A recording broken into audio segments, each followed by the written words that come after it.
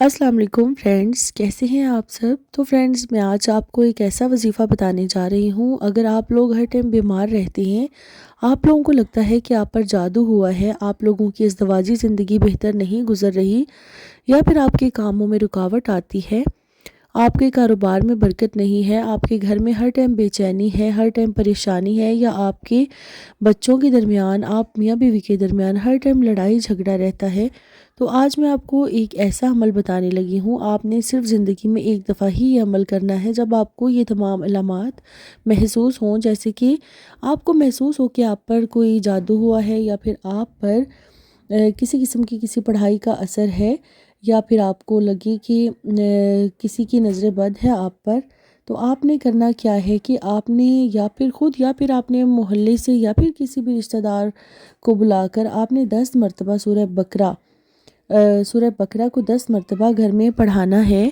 और साथ ही कोई मीठी चीज़ और कोई नमकीन चीज़ और पानी वगैरह, दूध वगैरह पर ख़त्म भी दिलवा देना है। एक ही दिन में 10 दफ़ा पढ़ाना है। और उसके बाद जो पानी होगा, उस पानी को अपने घर के तमाम कोनों में छींटे भी लगाने हैं। और इसके अलावा आपने वो खाने में और पीने में भी उस पानी को यूज़ करना है। ये बहुत ही आज़मूदा वजीफ़ा ही इसको कह लें, या फिर आज़मूदा इसको अमल कह लें। ये इतना ज़बरदस्त है कि आपको अपने आप बिल्कुल हल्का फुल्का महसूस होगा।